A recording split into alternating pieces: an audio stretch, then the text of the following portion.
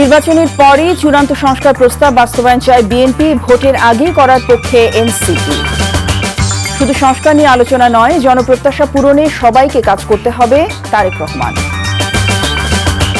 প্রধান উপদেষ্টা চীন সফরে আসতে পারে গুরুত্বপূর্ণ ঘোষণা, সম্পর্ক উন্নয়নে মাইল ফলকের আশা চীনা রাষ্ট্রদূত।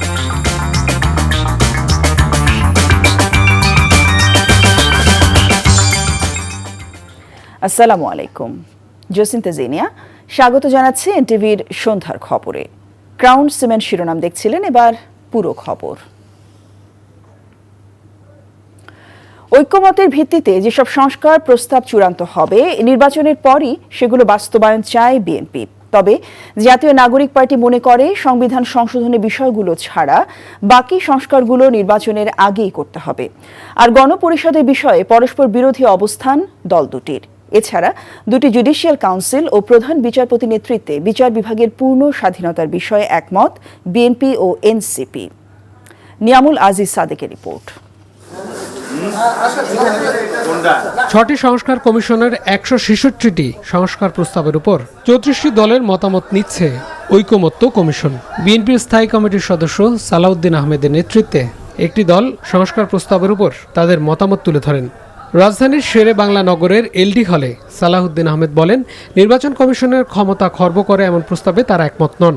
নিম্ন ও উচ্চ আদালতের জন্য আলাদা দুটি জুডিশিয়াল কাউন্সিল দরকার। চিফ জাস্টিসকে প্রধান করে আমরা পূর্ণাঙ্গভাবে অধস্তন আদালতের নিয়ন্ত্রণ ক্ষমতা সুপ্রিম কোর্টের হাতে রাখতে চাই। নির্বাচন কমিশন বর্তমানে যারা আছে এবং ভবিষ্যতে যারা আসবে, তারা তাদের দায়বদ্ধতার জায়গাটা স্ট্যান্ডিং কমিটি পার্লামেন্টের কাছে না রেখে বিদ্যমান যে ব্যবস্থা আছে, যে সুপ্রিম জুডিশিয়াল কাউন্সিলের অথরিটির কাছে অ্যাকাউন্টেবিলিটিটা আছে। তিনি বলেন, ১৯৭১ ও ২০২৪ সালের বিষয়ে সংবিধানের প্রারম্ভিকে একই গুরুত্ব দেয়া ঠিক নয়। একই সঙ্গে সংবিধানের মূলনীতিগুলোর মধ্যে ব্যাপক পরিবর্তনেরও দরকার নেই। সংবিধানের হয়তো গণতান্ত্রিক চরিত্রটা বিনষ্ট হয়েছে, যার সাথে আমরা একমত নই, যার জন্য রাষ্ট্রীয় কাঠামো এবং গণতান্ত্রিক কাঠামোগুলো আমাদের বিনির্মাণ করা দরকার নতুনভাবে। আমরা একটা বৃহত্তর ঐক্যমতের ভিত্তিতে এসে সংবিধানে একটা ব্যাপক সংশোধিত সংবিধান পেতে পারি। এখানে গণপরিষদের কোনো প্রয়োজন নেই। এখন তারা সেই রিপাবলিককে নতুন রিপাবলিক তাদের নামে ডাকতে পারে, আমাদের আপত্তি নেই, কিন্তু সেই আইডিয়াটা পুরো জাতির উপরে ইম্পোজ করাটা কতটা যুক্তিসঙ্গত সেটা আলোচনার দাবি রাখে। এনসিপির যুগ্ম আহ্বায়ক সারোয়ার তুষারের নেতৃত্বে এক প্রতিনিধি দল ঐক্যমত্য কমিশনে আসেন। সেখানে তিনি বলেন, গণপরিষদ গঠন করে সংবিধান সংশোধনের উদ্যোগ নিতে হবে। গঠন করা উচিত নির্বাচনকালীন সাংবিধানিক কাউন্সিল। সংবিধানের বড় পরিবর্তন কিংবা সম্পূর্ণ নতুন সংবিধান যেটাই হোক, এটা লিখিত হবে, তখন এই সংবিধানের প্রশ্নে তখন আবার নতুন করে সিদ্ধান্ত নেওয়া যাবে বলে আমরা মনে করি। আগামী নির্বাচনটা গণপরিষদ নির্বাচন হবে, গণপরিষদ শেষ হওয়ার পরে ওই নির্বাচিত বডি পার্লামেন্টের রূপ নিতে পারে। বাংলাদেশের কমিউনিস্ট পার্টির সাধারণ সম্পাদক রুহিন হোসেন প্রিন্স জানান, নির্দিষ্ট কয়েকটি প্রস্তাবের ওপর নয়, বরং ৪ শতাধিক সংস্কার প্রস্তাবের ওপর আলোচনা হওয়া উচিত ছিল। আর রাষ্ট্র সংস্কার আন্দোলন ১৫১টি প্রস্তাবের বিষয়ে ইতিবাচক মত দিয়েছে। Niamul Aziz Sadek, NTV news, Dhaka. বিএনপির ভারপ্রাপ্ত চেয়ারম্যান তারেক রহমান বলেছেন, শুধু সংস্কার নিয়ে আলোচনা করলেই হবে না। যে প্রত্যাশা নিয়ে স্বৈরাচারকে বিদায় করতে মানুষ রাস্তায় নেমে এসেছিল, জনগণের সেই চাওয়া অনুযায়ী কাজ করতে হবে। বলেছেন, জুলাই আগস্ট অভ্যুত্থানে রাজনৈতিক দলগুলোর সাথে জনগণের সমর্থন ছিল বলেই ফ্যাসিবাদী শাসনের অবসান হয়েছে। জাতীয়তাবাদী সমমনা জোটের ইফতার মাহফিলে ভার্চুয়ালি যুক্ত হয়ে এসব বলেন তারেক রহমান। ইমরুল আহসানের রিপোর্ট। রাজনীতিবিদদের সম্মানে রোববার ইফতারের আয়োজন করে যুগপৎ আন্দোলনে বিএনপির শরিক জাতীয়তাবাদী সমমনা জোট। অনুষ্ঠানে লন্ডন থেকে অনলাইনে যুক্ত হন বিএনপির ভারপ্রাপ্ত চেয়ারম্যান তারেক রহমান। বিগত ফ্যাসিবাদী শক্তি সব প্রতিষ্ঠান ধ্বংস করেছে মন্তব্য করে তিনি বলেন, সবচেয়ে বেশি বিতর্কিত করা হয়েছে নির্বাচনী ব্যবস্থাকে। তাই গণতান্ত্রিক ও সাংবিধানিক প্রতিষ্ঠানগুলোর মেরামত জরুরি হয়ে পড়েছে। আমাদের রাজনীতির সবচেয়ে বড় পুঁজি হচ্ছে এই দেশের জনগণ। কাজেই এই বিষয়গুলোকে যদি আমরা মেরামত না করি, এই কাঠামো, রাষ্ট্রের এই কাঠামোগুলোকে যদি মেরামত না করি, এই দেশকে আমরা আমাদের কাঙ্ক্ষিত লক্ষ্যে নিয়ে যেতে পারবো না, মানুষের প্রত্যাশা অনুযায়ী গড়ে তুলতে সক্ষম হব না। আজকে অনেক ব্যক্তি সংস্কার নিয়ে অনেক কিছু বলছেন, কিন্তু সংস্কারে বাংলাদেশে যে সংস্কার প্রয়োজন, বাংলাদেশের সকল কিছুতে যে সংস্কার প্রয়োজন, রাষ্ট্র কাঠামোর মেরামতে যে সংস্কার প্রয়োজন, কথাটি সবচেয়ে আগে। সেদিন আমরাই বলেছিলাম। তবে শুধু সংস্কারের দিকে মনোযোগ না দিয়ে সাধারণ মানুষের আকাঙ্ক্ষাকে গুরুত্ব দিয়ে ভাবতে হবে বলে মনে করেন তারেক রহমান। জুলাই আগস্টে জনতার যে অভ্যুত্থান, এই দেশের মানুষের জনগণের রাজনৈতিক দলগুলোর সাথে জনগণের সমর্থন ছিল বলেই সম্ভব হয়েছে পলাতক স্বৈরাচারের মতন একজন মাফিয়া স্বৈরাচারকে এই দেশ থেকে বিতাড়িত করতে সক্ষম হয়েছে সকলে মিলে। নিশ্চয়ই জনগণের একটি প্রত্যাশা আছে, কেন তারা এই পরিবর্তন চেয়েছে। হ্যাঁ, আমরা সংস্কার নিয়ে কথা বলছি, আমরা কথা বলছি আমাদের দেশে উচ্চ সংসদ হওয়া উচিত, উচ্চ কক্ষ হওয়া উচিত। আমরা কথা বলছি কার মেয়াদকাল কতটুকু হওয়া উচিত। পাশাপাশি আসুন আমরা শুরু করি আলোচনা। জনগণের যে প্রত্যাশা, জনগণের যে চাওয়া, তাদের যে মূল লক্ষ্য বা উদ্দেশ্য বা জনগণের যে ডিমান্ডগুলো, সেইগুলো আমরা কি করব। লাখো প্রাণের বিনিময়ে অর্জিত বাংলাদেশে বাকশাল সহ নানাভাবে গণতন্ত্রকে ব্যাহত করা হয়েছে মন্তব্য করে তারেক রহমান বলেন, রাষ্ট্র পরিচালনা করবে কে তা সবসময় থাকতে হবে জনগণের হাতে। টাইমটাকে ইমরুল আহসান, এনটিভি নিউজ, ঢাকা। প্রধান উপদেষ্টা ডক্টর মোহাম্মদ ইউনূসের আসন্ন চীন সফর দুই দেশের মধ্যে সম্পর্ক উন্নয়নে মাইলফলক হবে বলে প্রত্যাশা করেছেন ঢাকায় চীনার রাষ্ট্রদূত ইয়াও ওয়েন। দুপুরে পররাষ্ট্র মন্ত্রণালয়ে সাংবাদিকদের মুখোমুখি হয়ে তিনি একথা বলেন। প্রধান উপদেষ্টা চীন সফরকে সামনে রেখে পররাষ্ট্র সচিব এম জসিমউদ্দিনের সঙ্গে বৈঠক করেন ইয়াও when.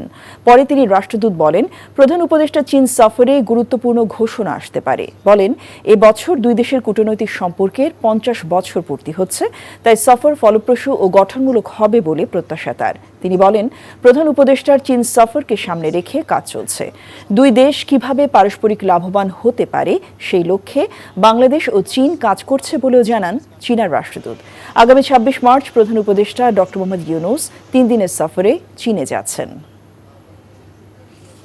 This year, 50th anniversary, so it is a part of function, the most important function to celebrate 50th anniversary. So we are working very closely with Bangladesh. We will ensure it's a very successful, very productive and milestone visit.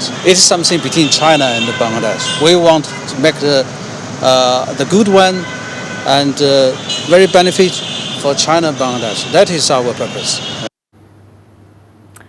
সেনাবাহিনী সবসময় ছাত্র জনতার অভ্যুত্থানে আহতদের পাশে থাকবে বলে আশ্বাস দিয়েছেন সেনাপ্রধান জেনারেল ওয়াকারুজ্জামান। বলেন, মনোবল ধরে রাখতে হবে সবাইকে। রাজধানী সেনানিবাসের সেনা মালঞ্চে ছাত্র জনতার গণ অভ্যুত্থানে আহতদের সম্মানে ইফতার মাহফিলের আয়োজন করে বাংলাদেশ সেনাবাহিনী। ইফতারে যোগ দেন 2024 সালে গণ অভ্যুত্থানের সময় আহত কয়েক হাজার শিক্ষার্থী। অনুষ্ঠানে উপস্থিত আহতদের সাথে ঘুরে ঘুরে সাক্ষাৎ করে তাদেরকে মনোবল না হারানোর পরামর্শ দেন সেনাপ্রধান। সংক্ষিপ্ত বক্তব্যে সেনাপ্রধান জেনারেল ওয়াকারুজ্জামান স্বৈরাচার বিরোধী আন্দোলনে এসব শিক্ষার্থীর অবদানের কথা স্মরণ করেন। তিনি বলেন, সেনাবাহিনীর পক্ষ থেকে এ পর্যন্ত 4200 জন শিক্ষার্থীকে চিকিৎসা সহায়তা দেওয়া হয়েছে। তাদের প্রতি চিকিৎসা ও আর্থিক এই সহায়তা বহাল থাকবে বলেও জানান তিনি। ইফতারের পর শিক্ষার্থীদের হাতে ঈদের উপহার তুলে দেওয়া হয়। আমরা এই আহত যোদ্ধাদের জন্য এই ইফতারের ব্যবস্থা করেছি। এটার উদ্দেশ্য হচ্ছে সবাইকে মনে করিয়ে দেওয়া যে আমরা সবসময় তাদের পাশে থাকব, তাদের সাথেই থাকব। তাদের এখানে অনেকে খুব আহত, অনেকে চলাফেরা করতে পারেন না, দেখতে পারেন না। আমি আপনাদেরকে এই অ্যাসুরেন্স দিচ্ছি যে আমরা সবসময় আপনাদের পাশে থাকবো ইনশাআল্লাহ। জুলাই আগস্ট গণ অভ্যুত্থানে আশুলিয়ায় 6 জনকে হত্যার পর তাদের লাশ পুড়িয়ে ফেলার ঘটনায় দায়ের করা গণহত্যার মামলার তদন্ত শেষ হয়েছে। ইতোমধ্যে তদন্ত প্রতিবেদন আন্তর্জাতিক অপরাধ ট্রাইব্যুনালের চিফ প্রসিকিউটরের কাছে জমা দেওয়া হয়েছে। জুলাই আগস্ট গণহত্যা মামলার এটি প্রথম তদন্ত প্রতিবেদন। ঈদ উল ফিতরের পর শেখ হাসিনা সহ আরও অন্তত 3টি মামলার তদন্ত শেষ হবে বলে আশাবাদী প্রসিকিউশন। হাসান জাভেদের রিপোর্ট। ছাত্র জনতার গণ অভ্যুত্থানে সাভারের আশুলিয়ায় 6 জনকে হত্যার পর তাদের লাশ ভ্যানে তুলে পেট্রোল দিয়ে আগুনে পুড়িয়ে দেওয়া হয়। জঘন্য সেই ঘটনায় আন্তর্জাতিক অপরাধ ট্রাইব্যুনালে মামলা হয়। এর 6 মাসের মাথায় তদন্ত শেষ করে প্রতিবেদন চিফ প্রসিকিউটরের কাছে জমা দিয়েছে তদন্ত সংস্থা। দ্রুত এই প্রতিবেদন ট্রাইব্যুনালে জমা দেওয়া হবে বলে জানান চিফ প্রসিকিউটর।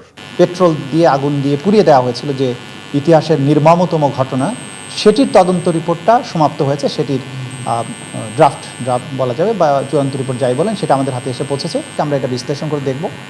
দেখার পরে আমরা যদি মনে করি তদন্ত সঠিক আছে, তাহলে আমরা এটার ভিত্তিতে ফর্মাল চার্জ দাখিল করব। তো পর্যালোচনা চলছে, শেষ করার পরেই বলতে পারবো। তবে আপনাদেরকে যেটা আশ্বস্ত করতে পারি যে তদন্ত অন্তত 4টা মামলার তদন্ত ম্যাচিউরড, একটা অলরেডি দেওয়া হয়েছে। সুতরাং বিচার প্রক্রিয়াটা শুরু হওয়াটা এখন জাস্ট একটা সময়ের ব্যাপার মাত্র। দল হিসেবে আওয়ামী লীগের বিচার আন্তর্জাতিক অপরাধ ট্রাইব্যুনালে করা সম্ভব, কিন্তু সেটির জন্য রাজনৈতিক সিদ্ধান্তের প্রয়োজন বলে মনে করেন চিফ প্রসিকিউটর। রাজনৈতিক দলকে বিচারের মুখোমুখি করা যায়, সেই ধরনের এভিডেন্স সাফিসিয়েন্টলি আছে। সরকার যদি সিদ্ধান্ত গ্রহণ করে আমাদেরকে জানান, তাহলে সেটাও করা সম্ভব। বাট এটা সম্পূর্ণভাবে রাজনৈতিক সিদ্ধান্তের বিষয় বলে আমরা মনে করছি। জুলাই আগস্ট গণহত্যা মামলা ধীরগতিতে এগুচ্ছে অভিযোগ করে দ্রুত বিচারের দাবি জানিয়ে আসছে নতুন রাজনৈতিক দল এনসিপি। এমন প্রেক্ষাপটে চিফ প্রসিকিউটর তাজুল ইসলাম বলেন, খুব কম সময়ে তদন্ত শেষ হচ্ছে, কোনো সময়ক্ষেপণ হয়নি। মানবতা বিরোধী অপরাধের তদন্ত যে সময় নিয়ে করা উচিত, সেই সময়ের 10 ভাগের 1 ভাগ সময় আমরা কিন্তু নিইনি। সুতরাং এটাকে ধীর গতি বলার কোনো সুযোগ নেই। Hasan Jabed, NTV news, Dhaka. জাতীয় নাগরিক পার্টির মুখ্য সমন্বয়ক নাসির উদ্দিন পাটোয়ারি বলেছেন, আওয়ামী লীগ নিষিদ্ধের ইস্যুতে কোনো ছাড় নয়। বিকেলে এনসিপির বাংলা মোটর কার্যালয়ে শ্রমিক উইং গঠনের লক্ষ্যে আয়োজিত সংবাদ সম্মেলনে তিনি কথা বলেন। এ সময় সাংবাদিকদের প্রশ্নের জবাবে তিনি বলেন, 24 পরবর্তী রাজনীতির সিদ্ধান্ত রাজনীতিবিদরাই নেবে। এ সময় হাসনাত আবদুল্লাহর ফেসবুক স্ট্যাটাস নিয়ে তিনি জানান, সেনাবাহিনীর সাথে এনসিপির মিটিং নিয়ে দলের সবাই অবগত নন, পরে সবাইকে জানানো হয়। দলীয় ফোরামে আলোচনার পর এ বিষয়ে আনুষ্ঠানিক বক্তব্য জানাবে এনসিপি।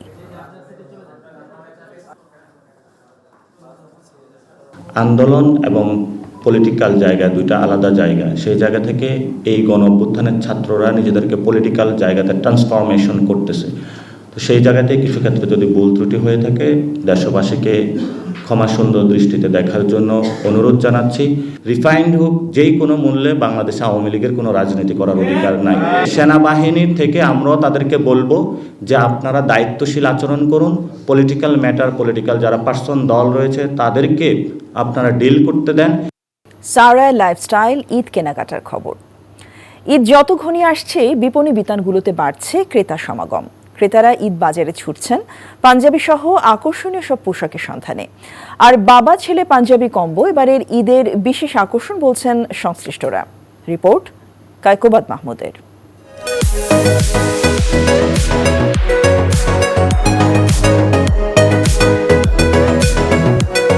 ঈদ মানেই নতুন পোশাক, আর ছেলেদের জন্য ঈদের অন্যতম প্রধান আকর্ষণ পাঞ্জাবি। এবার ঈদে পাঞ্জাবির বাজারে বিশেষ আকর্ষণ বাবা ছেলে কম্বো পাঞ্জাবি। একই ডিজাইনের পাঞ্জাবি পরে ঈদ উদযাপনে অনেকেই কিনছেন এই ধরনের কম্বো। কালার যেটা চয়েস হয় এটাই মিলে কিনবো ছেলে বাপ বেটারা। বাবা যে পাঞ্জাবি নিবে ওইটা লে পাঞ্জাবি নিব।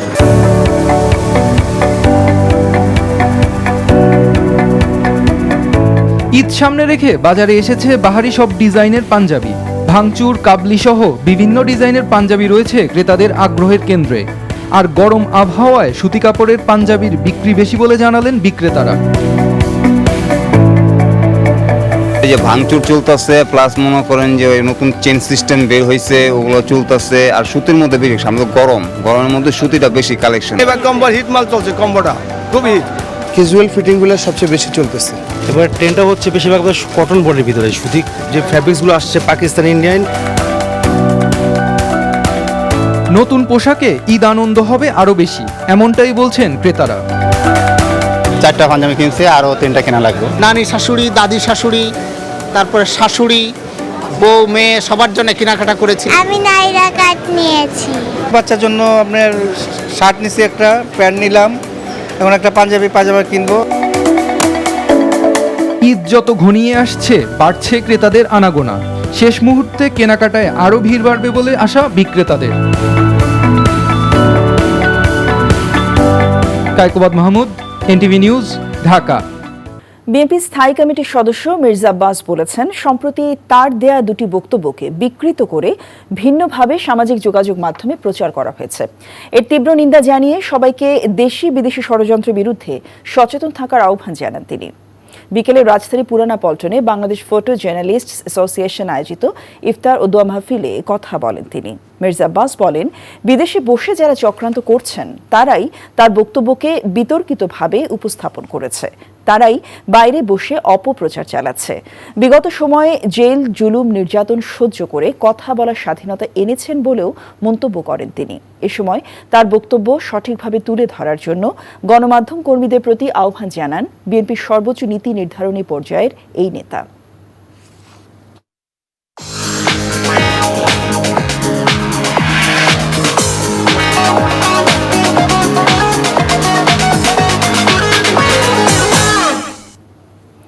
মার্কেন্টাইল ব্যাংক অর্থনীতির খবর।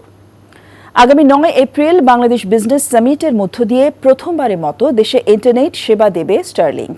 সেদিন পরীক্ষামূলকভাবে রাজধানী হোটেল ইন্টারকন্টিনেন্টালে বিডা আয়োজিত এই সামিটে প্রতিষ্ঠানটি পরীক্ষামূলকভাবে তাদের কার্যক্রম শুরু করবে বলে জানিয়েছেন বিডের চেয়ারম্যান আশিক চৌধুরী। বিকেলে রাজধানী ফরেন সার্ভিস একাডেমিতে সংবাদ সম্মেলনে এ কথা বলেন তিনি।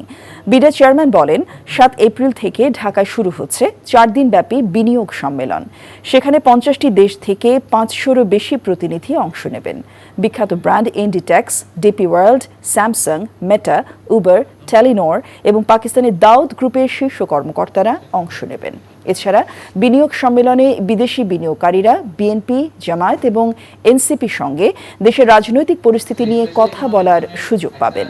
বিজনেস সামিটে প্রথম 2 দিন দেশের বিভিন্ন বিশেষ অর্থনৈতিক অঞ্চল ঘুরে দেখবেন এসব দেশের বিনিয়োগকারীরা। এতে গুরুত্ব পাবে নবায়নযোগ্য জ্বালানি, তথ্য প্রযুক্তি, স্টার্টআপ। নির্বাচনের পরই চূড়ান্ত সংস্কার প্রস্তাব বাস্তবায়ন চায় বিএনপি, ভোটের আগেই করার পক্ষে এনসিপি। শুধু সংস্কার নিয়ে আলোচনা নয়, জনপ্রত্যাশা পূরণে সবাইকে কাজ করতে হবে, তারেক রহমান। প্রধান উপদেষ্টা চীন সফরে আসতে পারে গুরুত্বপূর্ণ ঘোষণা, সম্পর্ক উন্নয়নে মাইল ফলকের আশা চীনা রাষ্ট্রদূত। এই ছিল সন্ধ্যার খবরে। এই খবরের ভিডিও সহ আপডেট জানতে ভিজিট করুন এনটিভি অনলাইন www.ntvbd.com। এছাড়াও এনটিভি জনপ্রিয় সব অনুষ্ঠান ও খবরের আপডেট জানতে ভিজিট করুন আমাদের ইউটিউব ভেরিফাইড ফেসবুক পেজ। রাত 10:30টায় রাতের খবর দেখার আমন্ত্রণ রইল। সবাইকে ধন্যবাদ।